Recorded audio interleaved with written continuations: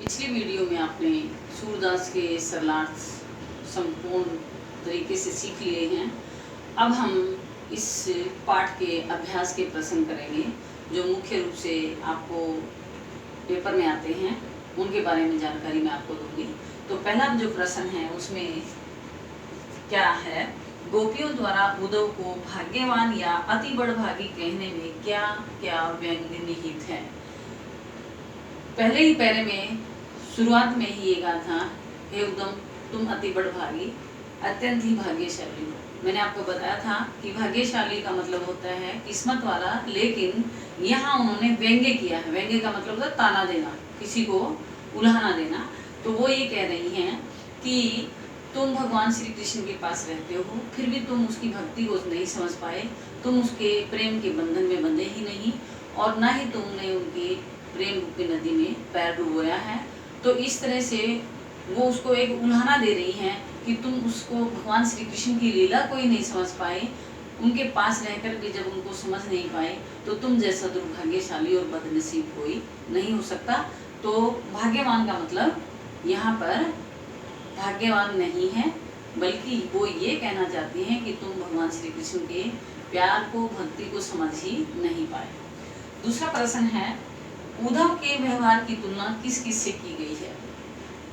पहले ही पद में गोपियां कहती हैं, जब ये कहती हैं कि तुम उसके प्यार के बंधन में नहीं बंधे हो, तो साथ में ये कहती हैं कि जिस तरह कमल का पत्ता पानी में रहकर भी उसके ऊपर पानी का दाग नहीं लगता, और चिकने घड़े को पानी में डूबे तो उस पर पानी का कोई असर नहीं होता, तो उसी प्रकार वो उसको उल्हाना दे रही हैं कि तुम तो उस कमल के पत्ते की तरह हो, कमल के फूल की तरह हो, जो पानी में रहकर भी जिस तरह उसके ऊपर पानी का दाग नहीं लगता, तुम भगवान श्री कृष्ण के पास रहकर भी तुम उसकी भक्ति को, उसके प्यार को नहीं समझ पाए, और जिस तरह चिकने घड़े को पानी में डुबोने पर उसमें कोई पानी का, उसके ऊपर पानी की बूंद नहीं ठहरती, उसी प्रकार तुम चिकने घड़े की तरह हो, जिसे तुम्हें भगवान श्री कृष्ण की भक्ति का एहसास ही नहीं हुआ, उसके प्रेम में तुम डूबे ही नहीं।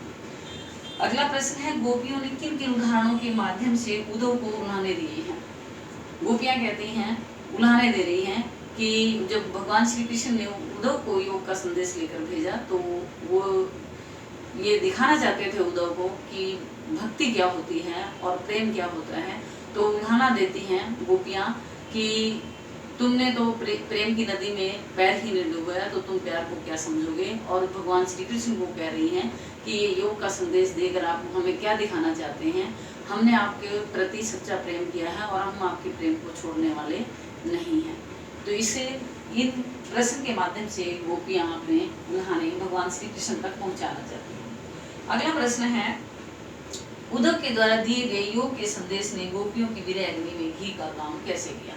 इसके दूसरे जो पद है उसमें वो कहती हैं, हमारी मन की बात मन में ही रही, अब हे उद्धव किसके पास जाएं और किसको जाकर ये कहें, अब क्योंकि विश्वास नहीं रहा, क्योंकि भगवान श्री कृष्ण ही उनका सब कुछ थे। और वो जब उद्धव ये कहते हैं कि श्री कृष्ण ने मुझे भेजा है, तो उनके मन पर जैसे एक बहुत बड़ा पहाड़ टूट पड़ा है, और वो बड़ी ही दुखी होती हैं। और दुखी होने से वो ये कहती हैं कि आपने जो ये योग का संदेश भेजा है, उद्धव के द्वारा योग का संदेश जो भेजा गया है, वो हमारे विरह की अग्नि में और भी ज्यादा आग लगा रहा है। अर्थात एक तो पहले से ही दुखी थी, और ऊपर से इस योग के संदेश ने और भी ज्यादा हमें जला दिया है। और वो चाहती तो ये थी कि भगवान श्री कृष्ण आएंगे और उनके आगे अपनी सारी की सारी जितने उनके बिछुड़ने के बाद दुख हुए, अपने मन की जो व्यथा थी वो सारा प्रकट करना चाहती थी। लेकिन जब भगवान कृष्ण आए नहीं, तो उनको ऐसे लगा जैसे अब हमारा जीना बेकार है। और साथ में वो ये भी कहते हैं कि अब हम जिक्र करें भी क्या, जब जिसने अपने वायदा किया था वो ही नहीं आया, अब हमारे जीने का कोई मतलब नहीं रहा। कहने का भाव यह है कि भगवान श्री कृष्ण से दूर होकर या उनकी भक्ति को त्याग कर वो जीना ही नहीं चाहते। अगला प्रश्न है, मर्यादा न लही के माध्यम से कौन सी मर्यादा न रहने की बात की जा रही है। तो इसी पद में पूछा गया है कि अंतिम पंक्ति में कहा गया है कि सूरदास जी कहते हैं कि अब हम किसके लिए जिए। गोपियां कह रही हैं, अब हम किसके लिए जिए जो भगवान श्री कृष्ण ने अपनी मर्यादा का पालन नहीं किया।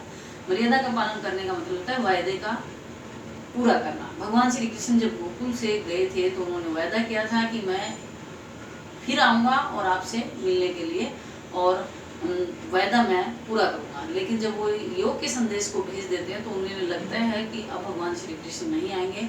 अब जब उन्होंने मर्यादा का पालन नहीं किया तो अब हम क्यों जिए, अर्थात किसके लिए जिए, और अब हम जीना नहीं चाहते। अगला प्रश्न है, कृष्ण के प्रति गोपियों ने अपने अनन्य प्रेम को किस प्रकार अभिव्यक्त किया है, प्रकट किया है।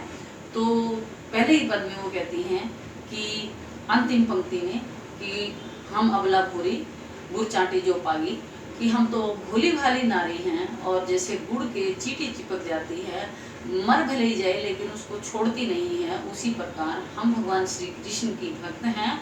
हम मर भले ही जाएं लेकिन उनकी भक्ति को नहीं छोड़ेंगे।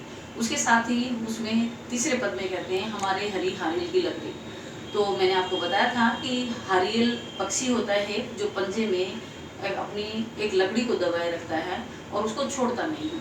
तो उसी प्रकार भगवान श्री कृष्ण की भक्ति को वो गोपियाँ मन कर्म वचन से पकड़े हुए हैं, वो उसको छोड़ना नहीं चाहती, वो चाह कर भी नहीं छोड़ना चाहती।